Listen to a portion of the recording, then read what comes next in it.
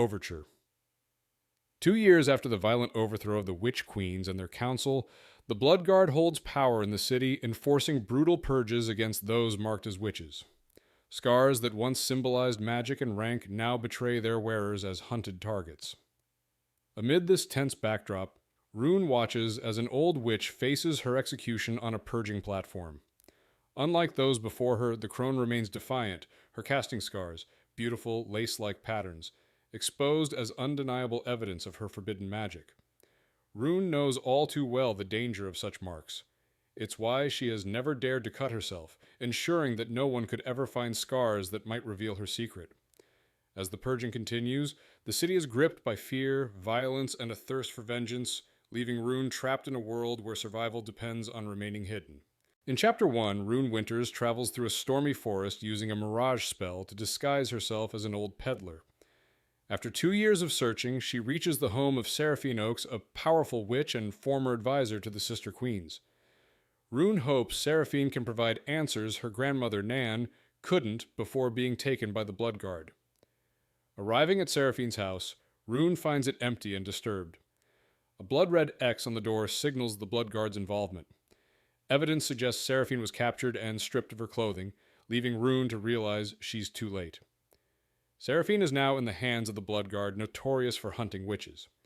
Rune's disguise vanishes as her spell washes away in the rain, leaving her exposed and shaken by the grim turn of events.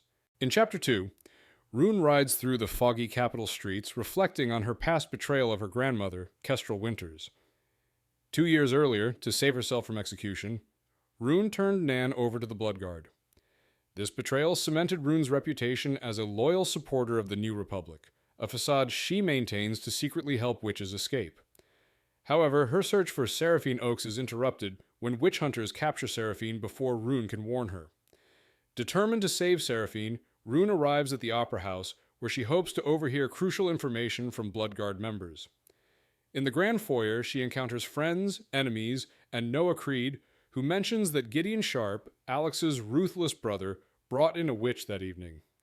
This revelation sharpens Rune's resolve to find Gideon and learn where the Bloodguard is holding Seraphine, setting her next steps in motion. In Chapter 3, Gideon Sharpe reflects on the brutal reality of his work as a Bloodguard. Haunted by the treatment of witches and his own violent past, he struggles with his role in their persecution. Tonight, he has brought in a high-profile witch, Seraphine Oaks, after nearly a year of tracking her down. Although Gideon resents the cruel behavior of his fellow soldiers, he feels powerless to stop it. Despite his inner turmoil, he resolves to continue his hunt for the Crimson Moth, a vigilante who has been breaking witches out of custody and leaving murdered Bloodguard officers in her wake. With a lead from his informant Harrow, Gideon prepares for a reluctant trip to the opera, where he hopes to gather new information. His plan is simple: learn what he can, return home, and plot his next move to finally capture the elusive moth. In Chapter 4, Rune searches for Gideon Sharpe among the crowd at the Opera House, hoping to learn where Seraphine is being held. As she mingles with influential patrons, maintaining her charming facade, she's haunted by her hatred for Gideon and the memory of his treatment of Seraphine. Alex appears, pulling her aside into an alcove, worried for her safety. She reveals that Gideon captured Seraphine before she could intervene. Despite Alex's warnings about his brother's cruelty, Rune insists she must find out Seraphine's whereabouts before it's too late. She plans to use a blood-fueled illusion spell to conceal her identity while extracting information from Gideon. Alex, loyal to both his brother and Rune, struggles to dissuade her. As the intermission ends and the foyer empties, Rune's determination outweighs her fear. She steps away from Alex's caution and immediately runs into a Bloodguard soldier, her path to Gideon fraught with danger. In Chapter 5, Rune has a tense encounter with Gideon Sharpe, the feared Bloodguard captain. They collide in the Opera House foyer, and Gideon's piercing stare rattles Rune, though she masks her emotions behind the persona of a carefree socialite. Gideon's arrival confirms he was responsible for capturing Seraphine, the witch Rune sought to save. While her friend Alex urges caution, Rune is determined to learn where Seraphine is being held before it's too late. Ignoring Alex's warning, she approaches Gideon again, slipping into a box reserved for the Bloodguard. There, surrounded by her enemies, Rune takes a seat beside Gideon, feigning confidence while preparing to draw the information she needs from him. The chapter ends with Rune walking a tightrope of deceit, knowing her only chance to save Seraphine is by confronting the very man she loathes. In Chapter 6, Rune strategically joins Gideon Sharpe in the Blood Guard's opera box, intent on coaxing information about Seraphine's whereabouts. Feigning carefree interest in the opera, she carefully crafts her socialite persona to appear harmless. Gideon, aloof and annoyed, rebuffs her attempt to invite him to her after-party, viewing her presence as a nuisance. He instead leaves with another contact, Harrow, cutting their interaction short. Left alone, Rune reflects on her dwindling options. She knows time is running out to save Seraphine, and she can't keep pursuing Gideon without risking suspicion. As exhaustion sets in, Rune resolves to find her trusted friend Verity, hoping her second-in-command can help formulate a new plan. In Chapter 7, Gideon reflects on his brief interaction with Rune at the opera and Harrow's suggestion that Rune might be connected to the Crimson Moth. At the Crow's Nest Tavern, Harrow informs him that magical signatures tied to the moth were found aboard a ship owned by Rune, making her a suspect. Gideon struggles to reconcile this possibility with his image of Rune as a shallow socialite who once betrayed her grandmother.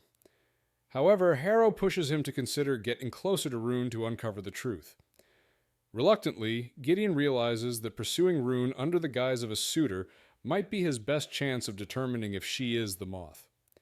He remains conflicted, particularly because of his brother Alex's feelings for Rune, but ultimately decides that protecting Alex and catching the moth outweighs his personal discomfort. In Chapter 8, Rune prepares a truth-telling spell on a cup, aiming to uncover Seraphine's whereabouts during her upcoming party. Verity discusses Rune's dwindling blood supply for spells, and presses her to consider marrying a well-connected suitor to gain intel. Rune, initially resistant, reluctantly acknowledges the strategy. She begins to evaluate potential matches, including Bart Wentholt and Noah Creed, but is interrupted when Gideon Sharpe unexpectedly arrives at her ballroom. Gideon apologizes for his earlier behavior and offers her a rose. Realizing the tactical advantage of aligning with Gideon, despite his reputation as a ruthless witch hunter, Rune takes a calculated risk giving him her ribbon and asking him to dance. This decision signals a shift in Rune's strategy as she begins to consider using her relationship with Gideon to access critical information and further her mission to rescue witches. In Chapter 9, Gideon reluctantly attends Rune's party, driven by his mission to unmask the Crimson Moth. When Rune offers him a dance, he's unsettled by the attention and feels out of place among the affluent guests. Reflecting on his humble past and the Revolution's sacrifices, he struggles to blend into this world. Rune's gesture, tying her ribbon around his wrist, startles him, but he plays along, suspecting her potential connection to the moth. As the music begins, Gideon faces an unfamiliar dance and hesitates, creating an awkward moment in the ballroom. Attempting to recover, he suggests a private tour, hoping to investigate her home for evidence of witchcraft. Before they leave, Alex interrupts, causing a brief tension between the brothers. Ultimately, Rune deflects Alex's request for a dance and leads Gideon upstairs, leaving the party behind as Gideon continues his covert search for answers. In Chapter 10, Rune considers how to win over Gideon Sharpe, who appears at her party. Despite her annoyance at Alex's interference, she recognizes Gideon as a more valuable target than her other suitors. She recalls Verity's mimic spider strategy and resolves to ensnare Gideon using the enchanted wine cup marked with a truth-teller spell.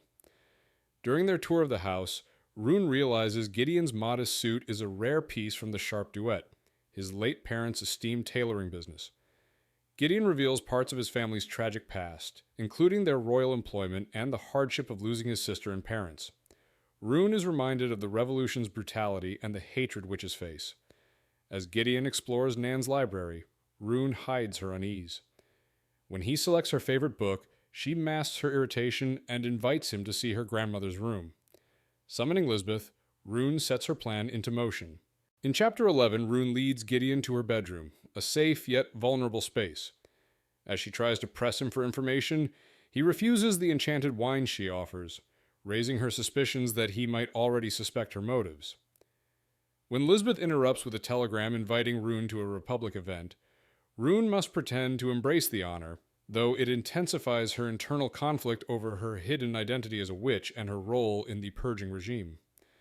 Meanwhile, Gideon becomes intrigued by the room and its portrait of her grandmother, Nan. Rune's attempt to control the encounter falters as Gideon's presence and perceptiveness unsettle her. Despite her growing discomfort, Rune tries to remain composed. The chapter ends with Rune realizing she's losing control of the situation and her calculated distance, culminating in a moment of panic that leads her to spill her wine on Gideon. In Chapter 12, Rune accidentally spills wine on Gideon's jacket, and as she attempts to fix the situation, Verity arrives, clearly upset. Verity reminds Rune that pursuing Gideon is not part of their original plan and warns her against the danger he poses. Rune, however, is unsure whether Gideon is genuinely interested or playing a calculated game. After Gideon leaves, Verity urges Rune to abandon the idea of courting him and focus on a safer target, emphasizing that Gideon's presence puts both their mission and Rune's life at risk. When Alex joins Rune later, he echoes Verity's concerns, cautioning Rune about Gideon's obsession with hunting witches and the threat he poses if he uncovers Rune's identity. Despite these warnings, Rune finds herself deeply affected by Gideon's unexpected gestures, leaving her torn between heeding her friend's advice and pursuing the strategic advantage she believes Gideon represents. In Chapter 13, Rune discovered she was a witch during Alex's 16th birthday party at Thornwood Hall. Amidst painful cramps and black blood seeping through her clothing, she realized the truth as the magic of her first bleeding turned her yellow silk dress black. Desperate, she locked herself in the bathroom, scrubbing the unyielding stains, but the blackness only spread. Rune knew she couldn't hide forever, but the fear of being reported consumed her. When Alex knocked, concerned for her long absence, she reluctantly let him in. At first shocked by the black-stained clothes, Alex quickly composed himself. Leaving Rune locked in the bathroom, he returned with clean clothes and tea, promising her safety. He assured her that her secret would stay hidden and vowed to figure out a plan. In that moment, Rune realized that despite his ties to the Bloodguard, she could trust Alex to protect her.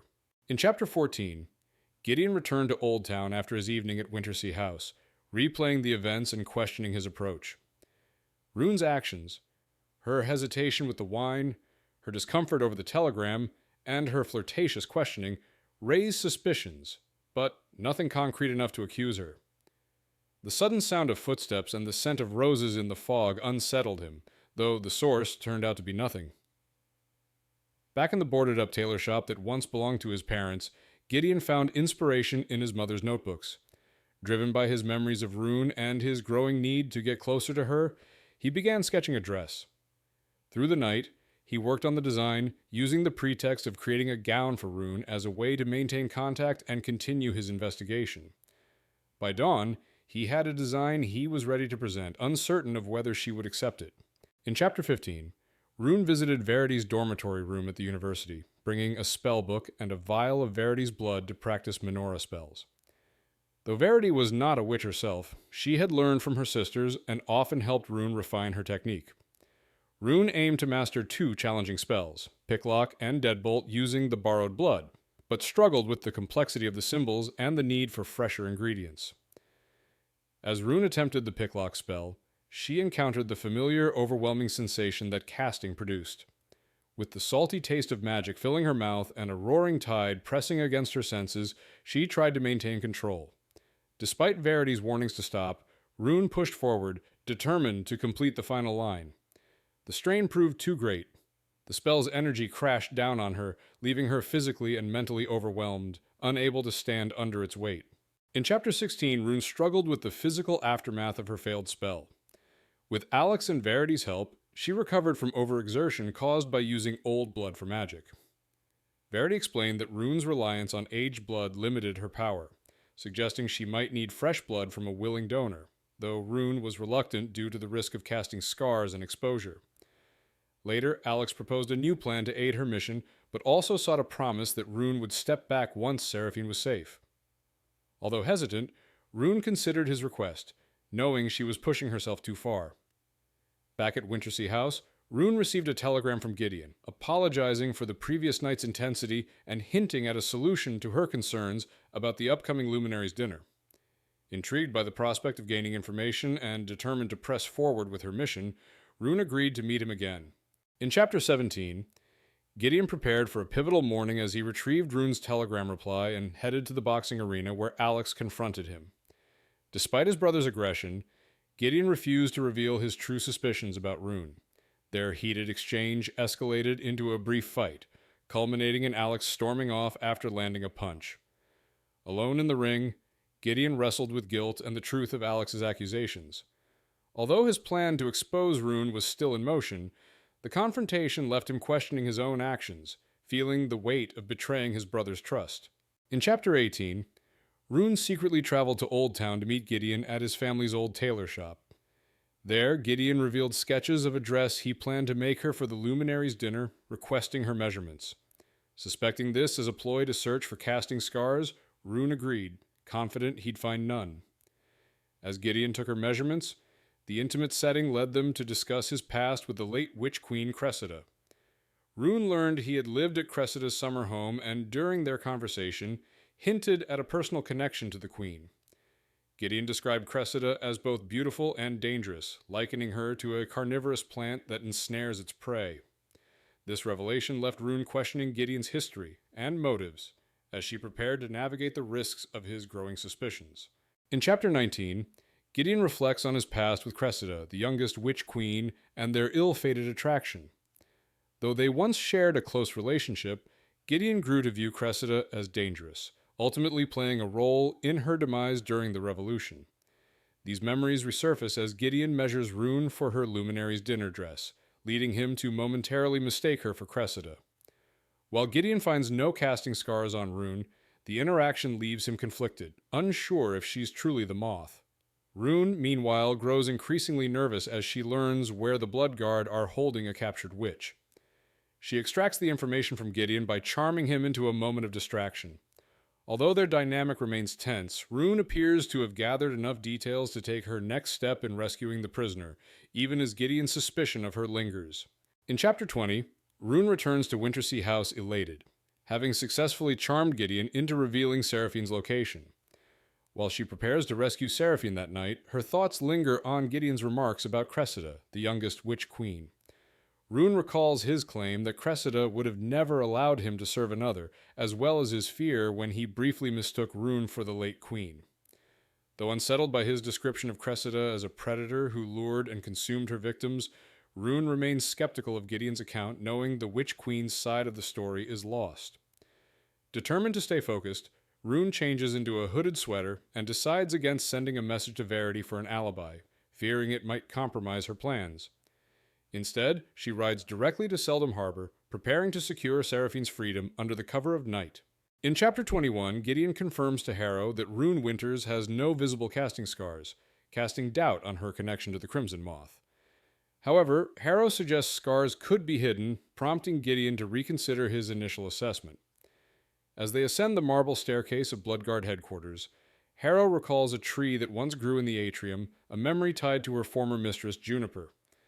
Gideon, sensing Harrow's past pain, tries to probe further, but she changes the subject back to Rune. Gideon reveals his plan. Earlier that day, he provided Rune with false information about a supposed witch holding cell near Seldom Harbor.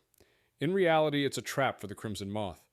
If Rune acts on the information, she'll implicate herself as an accomplice.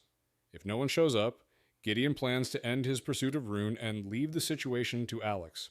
In Chapter 22, Rune arrives at an abandoned mine near Seldom Harbor, hoping to rescue Seraphine.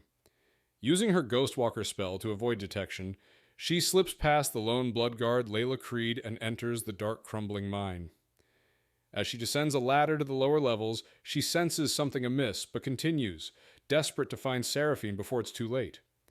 When Gideon suddenly ambushes her in the darkness, Rune realizes she's been trapped. She fights back, stabbing him with her knife and making a frantic escape deeper into the mine. However, the further she goes, the more the mine seems to flood with seawater. In a last-ditch effort to evade Gideon, Rune submerges herself in the freezing water, relying on her spell to keep her hidden. When her breath finally runs out and she resurfaces, she is immediately caught. In Chapter 23, Gideon captures Rune after her escape from the mine's flooded depths. Though his strength initially overwhelms her, Rune regains control by toppling them into the water. Using the chaos to her advantage, she breaks free, climbs to the mine's first floor, and evades Layla Creed, who had been guarding the entrance.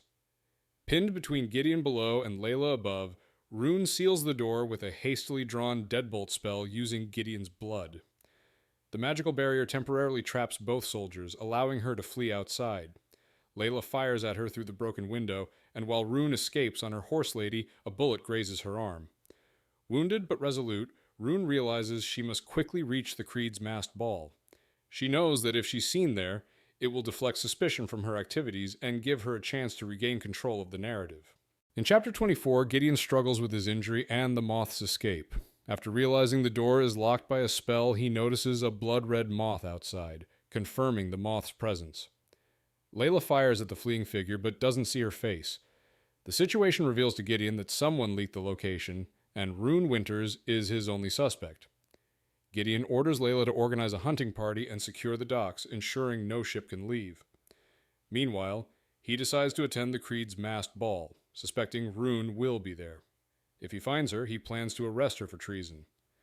Despite his suspicions, Gideon wrestles with his earlier feelings, knowing he's been manipulated by someone he believed needed protection. His resolve hardens as he heads toward Oakhaven Park, ready to confront Rune and uncover the truth. In Chapter 25, Rune sneaks into Oakhaven Park through the woods and changes into a fresh outfit. She covers her bullet wound and joins the masked ball, blending in to avoid suspicion. During her search for the map of the prison, she encounters Alex, who is visibly worried and angry about her absence. He leads her to a library where the map hangs above a fireplace. Alex bandages her wound and presses Rune to accept his offer to leave the island with him permanently, fearing her efforts to save witches will ultimately get her killed. Rune, however, refuses to abandon her cause and continues tracing the map, determined to rescue Seraphine. Tension builds as Alex questions her choices and motives, leading to a rare argument. The chapter ends with Verity entering the room, noticing Rune's bandaged arm and asking what happened. In Chapter 26, Gideon arrives at the masked ball, scanning the crowd for Rune. Reflecting on his past with Nicholas Creed, who helped him find strength and purpose through boxing, Gideon sets his sights on finding Rune to arrest her. His search is interrupted when Rune, disguised with a fox mask, approaches him and pretends not to remember their earlier encounter. She mentions sharing his false lead with her friends at a luncheon, making him question whether her actions were foolish or deliberately obstructive. When Alex arrives to take Rune and Verity home, Gideon realizes Rune couldn't have been at the mine and the masked ball simultaneously, making his evidence against her shaky. Torn between his growing suspicions and lingering doubts, Gideon holds off on arresting her, feeling increasingly unsettled by his brother's closeness to Rune and the uncertainty of her innocence. In Chapter 27, Rune joins Alex and Verity in a carriage, feeling drained despite her apparent success at thwarting Gideon's trap. Back at Wintersea House, they piece together the map of the prison, identifying its 7 sections, each named after an ancient. While reviewing the map, Rune and Verity brainstorm ways to learn where Seraphine is held, how the gates operate, and how to escape after rescuing her. Alex suggests questioning Noah, the warden's son, but Rune believes it would raise suspicions. Instead, she proposes a risky plan to enchant an object Gideon carries and use her truth-telling spell to extract the information. Despite objections from Alex and Verity, Rune resolves to invite Gideon to the upcoming Luminaries dinner and carry out her plan afterward. Later, she sends the invitation and tries to put the tension with Alex out of her mind as she falls asleep. In Chapter 28, Rune receives a mint green dress from Gideon, accompanied by a brief note that seems to confirm his acceptance of her Luminaries invitation. She tries on the dress, admires its beauty, and drafts a playful response suggesting she hopes he'll keep making her dresses. As she prepares to send it, Lisbeth informs her of an unexpected visitor, Gideon himself. Caught off guard, Rune quickly changes into a simple sundress before heading down to meet him. In the foyer, Gideon appears calm and composed, and Rune is both unsettled and intrigued. He asks her to walk with him along the nearby beach, and despite her initial wariness, Rune agrees. They leave Wintersea House together, though Rune begins to question his intentions and wonders if she should have come better prepared. In Chapter 29, Gideon and Rune walk through the gardens as he attempts to rebuild her trust after the events at Seldom Harbor. Rune hides her injury, claiming it came from a riding accident, and questions whether Gideon will accompany her to the Luminaries' dinner. While Gideon confirms he will, their conversation grows tense as they debate class differences, privilege, and Gideon's refusal to leave his old town home. The argument highlights the divide between their backgrounds and the unresolved suspicions each holds toward the other. When Gideon reflects on his past, including painful memories of Cressida, he feels conflicted about Rune's intentions and his own emotions. As Rune walks away, implying Gideon is the one placing himself above her, he finally decides to follow her, acknowledging the need to address their differences and be honest about his intentions. In Chapter 30, Gideon shares a deeply personal and traumatic account of his past entanglement with the Witch Queen Cressida. He recounts how his family's fortunes rose when his parents became royal dressmakers, only for the witch's cruelty to unravel them. His mother succumbed to paranoia, his sister Tessa was killed, and his parents ultimately took their own lives. Under Cressida's control, Gideon endured abuse and degradation, which fueled his hatred of witches and eventually led to his involvement in the revolution. He also explains the origin of his brand, a curse from Cressida, intended to keep him obedient. As he walks with Rune, the confession becomes a test of their growing trust. Gideon doubts himself and their connection, but Rune reassures him that his past does not define who he is. However, the chapter closes on a note of tension. Gideon's internal struggle between seeing Rune as an ally or as a potential witch he must expose. In Chapter 31, Rune and Gideon continue their tense, deepening relationship. After a shocking moment when Rune realizes Gideon bears a brand from Cressida, they both confront personal vulnerabilities. As Gideon undresses for a swim, Rune hesitates but ultimately joins him in the freezing water, breaking down her emotional walls. Gideon's traumatic confession about his past forces Rune to reflect on her own grief over her grandmother's death.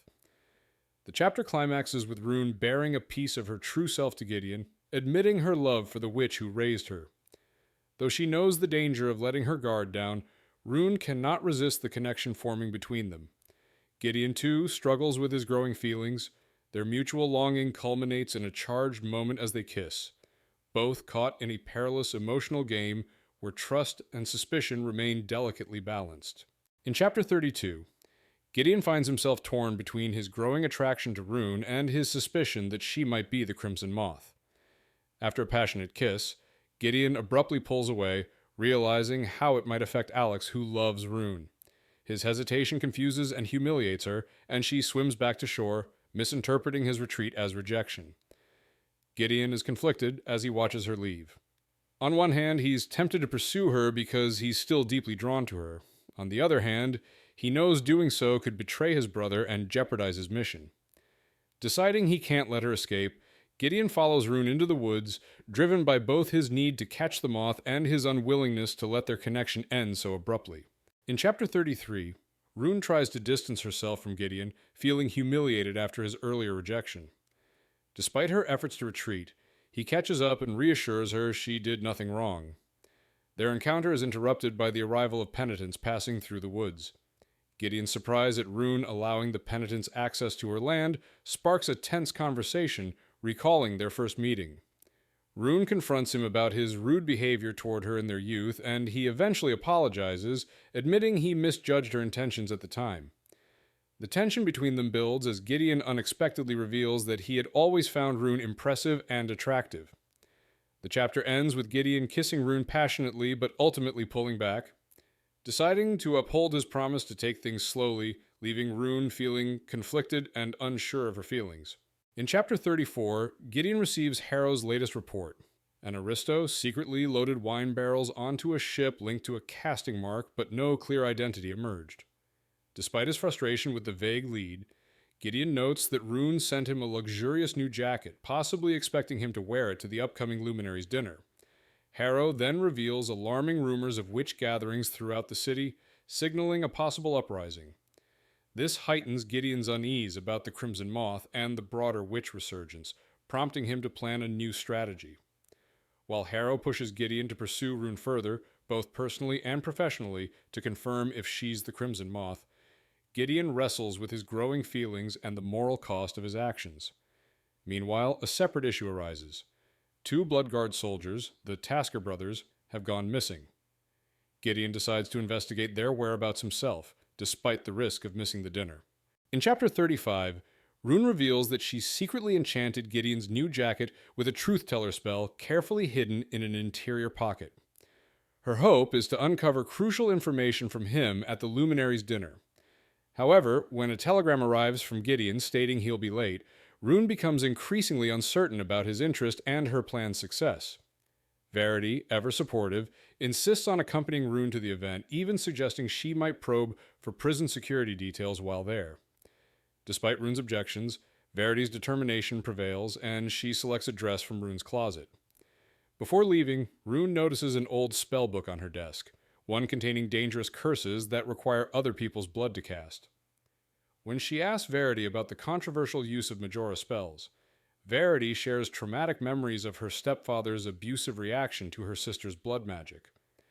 This painful revelation deepens Rune's understanding of Verity's past and their shared commitment to challenging injustice. In Chapter 36, Gideon searches for the missing Tasker brothers, leading him to a disturbing scene in the city's entertainment district. There, he finds their bodies brutally mutilated in an alley, their throats slashed, and a blood message warning, "You're next, Gideon." Harrow suggests the Crimson Moth is responsible, and Gideon realizes the murders are escalating. Despite his discomfort, he decides to report the incident to the commander. He anticipates that the regime will likely reinstate curfews and raids, measures he once supported, but now finds uneasy due to their potential for abuse. Gideon acknowledges that these steps alone might not be enough to stop the Crimson Moth and resolves to uncover the witch's identity. Reflecting on recent events, Gideon is troubled by his conflicted feelings about Rune Winters. He questions whether she's truly the shallow socialite she pretends to be, or if she's hiding a darker secret connected to the Crimson Moth's deadly rampage. In Chapter 37, Rune endures a night of deception at the Luminaries' dinner, feigning patriotism and disdain for witches. Though sickened by the act, she keeps up appearances while searching for Gideon. Verity pulls Rune aside to reveal critical information. Witches are held past Fortitude Gate, the seventh circle of the prison, and access requires a special coin carried by high-ranking guards or blood guard officers like captains. Rune realizes Gideon likely has one. Their conversation is cut short when Layla Creed enters the courtyard with a hooded prisoner, revealed to be Seraphine Oakes, Rune's grandmother's childhood friend. Shockingly, Seraphine looks exactly as she did decades ago. A purging platform is assembled, and Commander Nicholas Creed calls Rune forward as a model patriot. In front of gathered guests, Layla presents Rune with a ceremonial knife, offering her the honor of executing Seraphine. As Rune steps onto the stage, horrified, Gideon remains missing, and the deadly trap fully unfolds. In Chapter 38, Rune stands on the purging platform, forced to play executioner with the same knife that killed her grandmother. Surrounded by Bloodguard soldiers, the good commander, and hundreds of spectators, she realizes she has no escape. Layla prepares to hoist Seraphine upside down for the execution, while Rune desperately considers casting a spell using her own blood. Seraphine spits at Rune, calling her a disgrace to Kestrel's name. Just as Rune resolves to make the cut, someone unexpectedly yells, "Fire!" Black spellfire erupts across the courtyard, not from Rune, but likely from Seraphine. The flames snake toward the platform, causing panic. Rune tries to reach Seraphine, but the witch disappears into the fire. Rune is left alone, the knife burned from her grip. The circle of flames closes in, trapping her as the deadly magic surrounds her. The chapter ends with Rune facing the terrifying force of spellfire, with no clear escape. In Chapter 39, Gideon arrives at the palace just as chaos erupts. Hearing cries of "Fire!"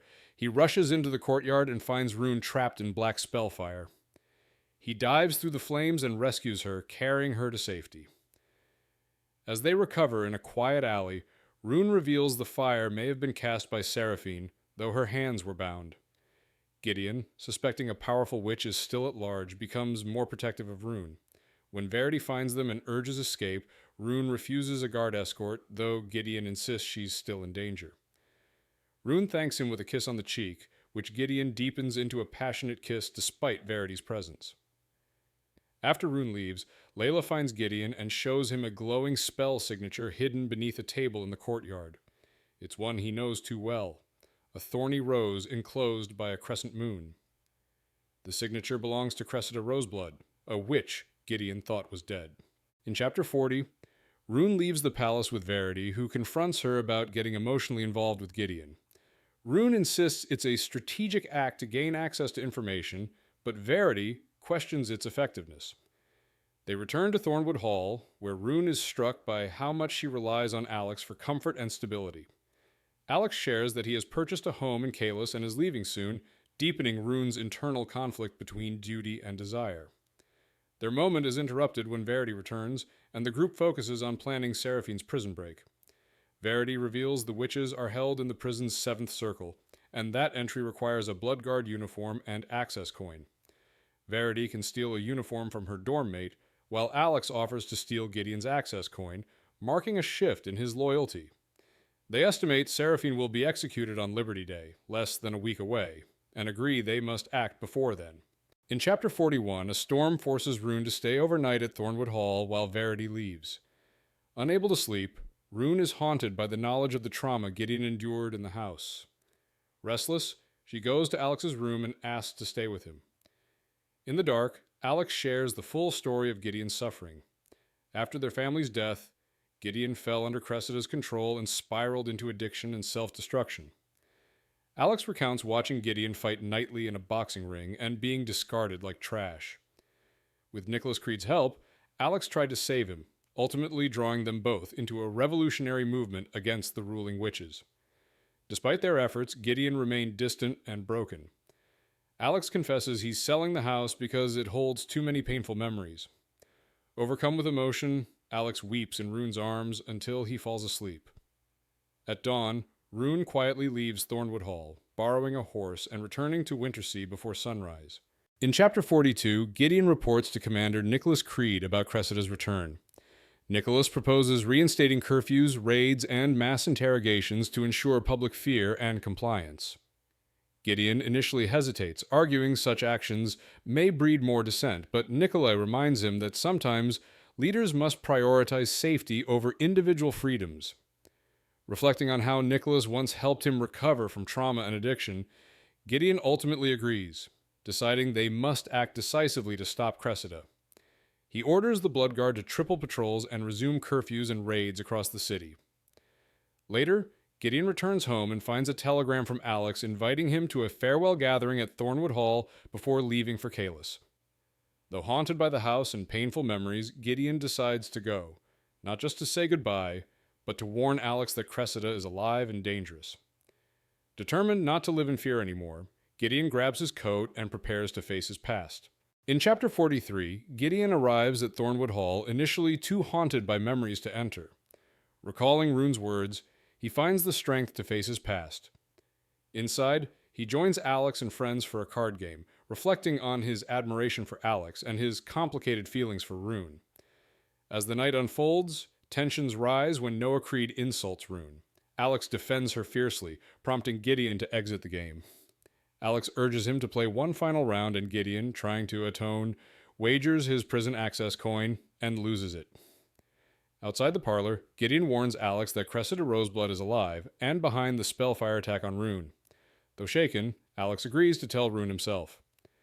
Before leaving, Gideon asks if Cressida might have survived the night Alex supposedly killed her. Alex insists he shot her 3 times. Gideon departs, vowing to step aside so Alex can pursue Rune, believing it's the only way to make amends. In Chapter 44, Alex visits Rune in her secret study and gives her Gideon's prison access coin, won in a card game. His gesture reveals that he's choosing her over his loyalty to Gideon. He then delivers shocking news. Cressida Roseblood is alive.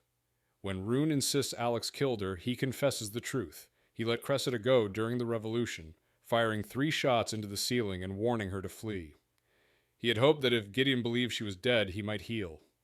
Rune is horrified, knowing the danger Cressida poses, especially to Gideon. She warns Alex not to tell anyone, especially Gideon, as the truth would condemn him as a witch sympathizer. Though angry, Rune recognizes Alex's compassion, the same mercy he once showed her. She begs him to stay silent to protect his life. Alex promises, knowing that revealing the truth would be a death sentence under the current regime. In Chapter 45, Gideon leads a Bloodguard raid on a print shop after Harrow reports suspicious activity linked to witchcraft. Despite the raid, they find the upper room empty, except for lit candles, blood-drawn spell marks, and a casting signature belonging to Cressida Roseblood. Layla spots an open window, and she and Gideon pursue possible witches across the rooftops in thick fog. After losing sight of their targets, they regroup and encounter Harrow, who appears unexpectedly. Gideon begins to suspect Cressida may be hiding in plain sight and questions whether Harrow could be a disguised witch, but dismisses it.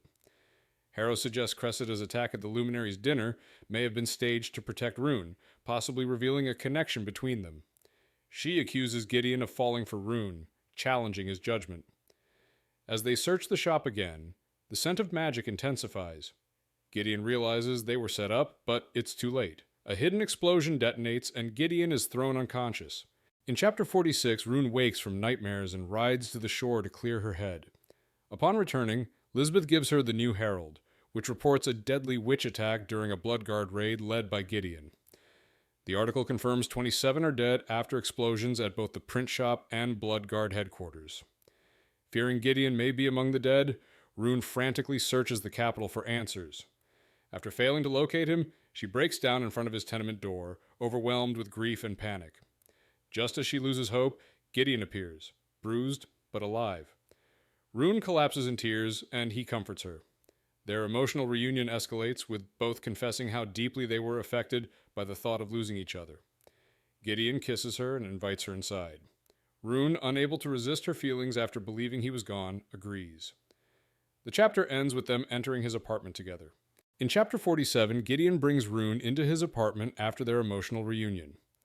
Overwhelmed by desire and shaken from the night's events, he wrestles with the intensity of his feelings for her. Harrow's earlier warning that his attachment might blind him to Rune's true identity echoes in his mind. Yet, as Rune embraces him, clearly wanting him too, Gideon pushes the doubts aside. He carries her upstairs, caught between passion and fear, wondering if she could ever truly want all of him. Though tempted to take things further immediately, he decides to begin gently in bed, wanting to prove himself worthy. As they cross into deeper intimacy, Gideon dares to hope this could be more than just a dangerous game.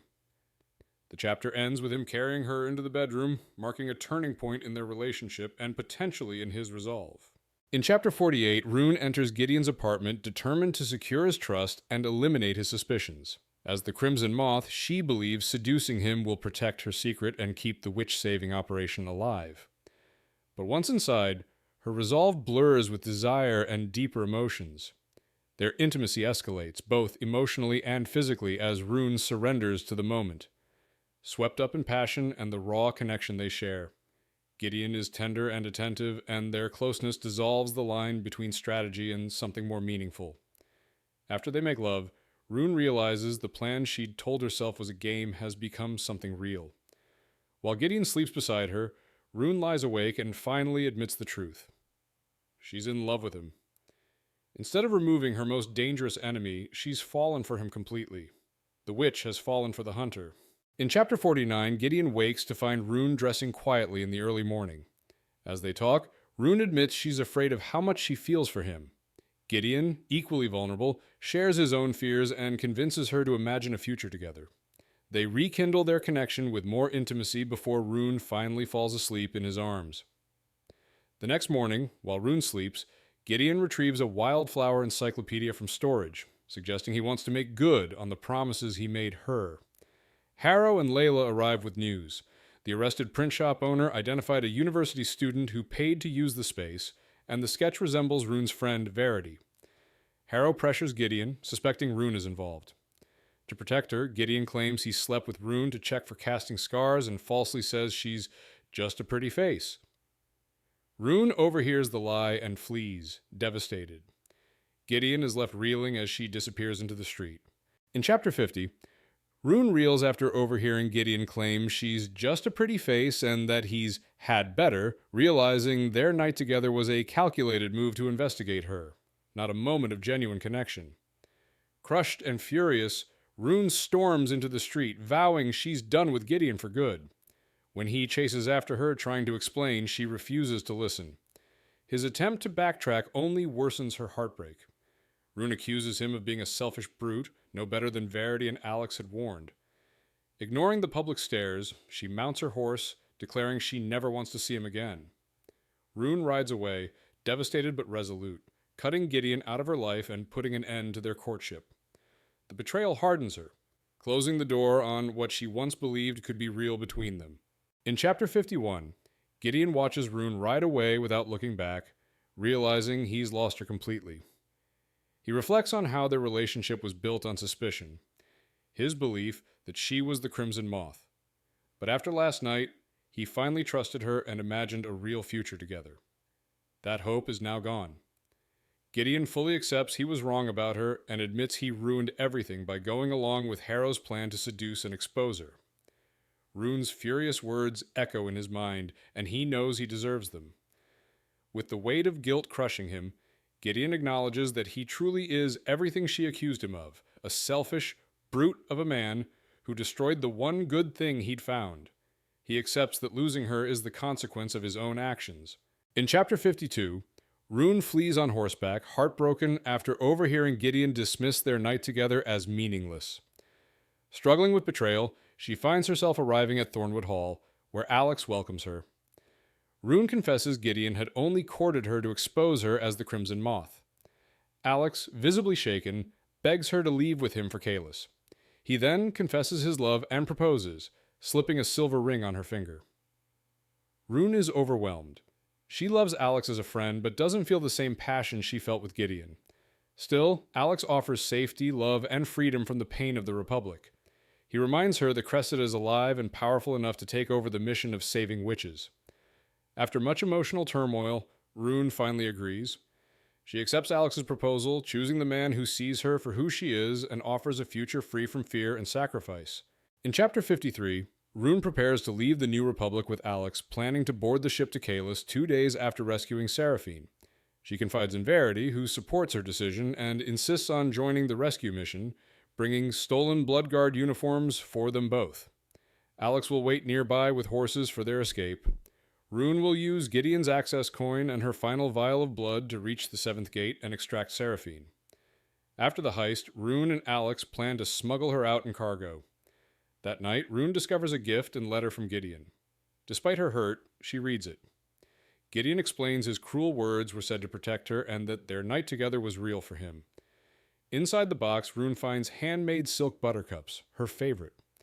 Touched but resolute, she vows to return the flowers and say goodbye tomorrow, ending her life as Rune Winters and the Crimson Moth. In Chapter 54, Rune wakes late on the day of Seraphine's planned rescue and finds her blood vial and Gideon's prison access coin missing. Assuming Verity accidentally took the wrong uniform, Rune rushes to Summer Hall to retrieve them. But Verity's room is gone, replaced by a broom closet. Confused, Rune checks with the front desk, only to be told that no student named Verity DeWild lives there. Realizing something is wrong, Rune replays memories. Verity's obsession with spellbooks, her overpowering perfume, and her mysterious presence. She begins to suspect Verity may be hiding her magic, possibly even using illusions. Though unsettled, Rune is out of time. She heads to meet Gideon, hoping Verity will be waiting at the palace with answers. As storm clouds gather overhead, Rune rides toward what may be her final confrontation, now unsure if her closest ally is even who she claimed to be. In Chapter 55, Rune arrives at Gideon's studio during a rainstorm to return the silk flowers he made for her and tell him about her engagement to Alex. But Gideon coldly confronts her, revealing he knows she's the Crimson Moth. He produces the stolen access coin and blood vial, evidence he found after secretly witnessing Rune's meeting with Verity and Alex inside her hidden casting room. When Rune attempts to flee, Layla and several Bloodguard soldiers trap her inside the studio. Layla violently restrains and searches Rune while Gideon watches without intervening. The stolen Bloodguard uniform and Alex's engagement ring are found, confirming Rune's guilt in the eyes of the soldiers. Gideon, deeply hurt and betrayed, orders her arrest, refusing further contact and insisting she never touch him again. As he storms out, Rune is left alone, devastated and in custody, facing the consequences of her double life. In Chapter 56, Gideon, devastated by Rune's betrayal and her secret engagement to Alex, orders her arrest after confirming she is the Crimson Moth. As Layla restrains Rune, Gideon leads the group through the storm to the purging platform, where Seraphine's execution is also scheduled. While the crowd gathers, Gideon struggles to feel triumph over finally capturing his target. Instead, he feels hollow. Alex confronts him in the square, outraged that Gideon would execute Rune. He pleads for her release and confesses publicly that he helped her free witches and smuggle them off the island, effectively declaring himself a traitor. Despite Rune begging him not to, Alex refuses to back down. When Layla offers shackles, Gideon, torn between duty and love, chains his own brother, fulfilling his obligation to the Republic while breaking his own heart. Both Rune and Alex are now prisoners, and Gideon stands alone in the wreckage of his choices. In Chapter 57, Rune, bound in witch manacles, is led through a furious crowd toward the purging platform. The same people who once socialized with her now spit and scream for her execution. She spots Alex, also arrested, and warns him he could have saved himself by denouncing her, but he refuses, saying he can't renounce his heart. Before they can say more, Gideon separates them and leads Rune to the platform. On the opposite side, Seraphine is being led up. Rune reflects that this was always her fate, following Nan to the purge. Despite everything, she cannot hate Gideon, recognizing his inner conflict and understanding his pain. As he hands her to the executioners, she tells him she's sorry. Gideon finally looks back and quietly replies that he is too. As the guards lock her into the chains, Rune feels a surprising release. By forgiving Gideon, she finds a measure of forgiveness for herself. In Chapter 58, Rune and Seraphine are chained on the purging platform, awaiting execution. Seraphine confronts Rune about Kestrel's betrayal, and Rune explains she had to sacrifice Nan to survive. Before they can be hoisted, fireballs strike the platform, killing guards and causing chaos. Amid the attack, Rune's monthly cycle begins, giving her access to fresh blood for magic, but her hands are still shackled. A group of witches storms the square, led by Verity de Wilde. Seraphine reveals Verity is actually Cressida Roseblood, having altered her appearance with powerful magic. Realizing Cressida has deceived her for 2 years, Rune feels sickened. Still, Cressida is their only hope. Rune calls to her, acknowledging her as my queen. Cressida drops her disguise, kills a girl to power a spell, and uses blood magic to free Rune and Seraphine from their restraints, just as the burning platform collapses around them. The execution is interrupted. Rune and Seraphine are free. In Chapter 59, chaos erupts in the city square as Cressida Roseblood and her witch army attack during the public execution. Outnumbered and outgunned, Gideon orders the Blood Guard to fall back. Cressida halts the fighting and demands the disarmament of the soldiers and the surrender of Rune and Seraphine. To enforce her command, she reveals her captive, Commander Nicholas Creed, and executes him in front of Gideon and Layla. Layla breaks down and Gideon restrains her, trying to keep her from rushing the Witch Queen. Alex appears with Rune and Seraphine, offering the weapons of the disarmed soldiers to Cressida. Gideon realizes Alex has been complicit in the witch's escape all along. Cressida demands Gideon accompany them. When he refuses, she threatens Layla's life. Gideon steps in front of her to protect her. Cressida fires, but at the last moment, Alex steps between them, taking the bullet. The chapter ends with his sacrifice. In Chapter 60, Cressida fires her gun, and Alex steps into the bullet's path to protect Gideon. The shot hits him in the chest. Rune screams as Alex stumbles and turns to face his brother, their eyes locking. Blood quickly soaks through Alex's white shirt as he realizes he's been shot. Gideon, in shock and desperate, rushes forward to catch his brother before he collapses, fearing he's about to lose the only family he has left. In Chapter 61, Rune watches in horror as Cressida shoots Alex, who steps in front of Gideon. Rune catches him as he collapses, bleeding out. As the Blood Guard and armed citizens flood the square, chaos erupts, surrounding the witches. Realizing he's dying, Alex asks Rune to save herself by using his blood to cast a powerful spell. At first, she refuses, but when he pleads with her and kisses her goodbye, she promises. After he dies in her arms, Rune honors his final wish. Channeling her grief and his sacrifice, she recalls a forbidden spell, Earth Sunderer, from her grandmother's spell books. Drawing the ancient spell marks in Alex's blood, Rune feels a surge of power unlike anything before. As she completes the final mark, the magic crashes through her and into the earth, shaking the square with an explosive force.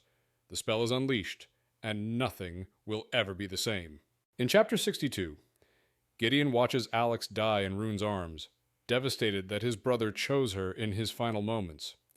Grief consumes him as he collapses, mourning the loss of the last person he loved. Suddenly, a massive boom shakes the square. Rune has cast the Earth Sunderer spell using Alex's blood. The ground splits open, forming a chasm that divides the town square. Ocean water floods into the gap, protecting the witches and cutting off the Bloodguard's path. Chaos erupts as the earthquake forces citizens and soldiers to flee. Through the rising dust and crashing waves, Gideon sees Cressida, Seraphine, and Rune on the other side. Cressida retreats, followed by Seraphine. Rune lingers, her eyes locked with Gideon's until the dust swallows her. Furious and vowing revenge, Gideon swears to hunt Rune down. As a crimson moth flutters in the air above the chasm, Gideon's heart turns to stone. In Chapter Untracked, Rune sails away from the New Republic, leaving behind her home, her identity, and Alex, whose death has shattered her. As she mourns, she watches Cressida, formerly her best friend Verity, lead her growing witch army. Rune now realizes she's helped build Cressida's power unknowingly and fears what the Witch Queen expects from her. With nowhere else to go, Rune agrees to train under Seraphine, as Nan once requested. Though wary of Cressida's manipulative nature, Rune knows survival depends on learning more about her power. Meanwhile, Gideon haunts her thoughts, his betrayal, his hatred, and the connection they once shared. Despite everything, she longs for the chase between them to resume. As Rune stares out at the sea, she accepts that the future is uncertain, but one thing is inevitable. Gideon will come for her, and next time she'll be ready.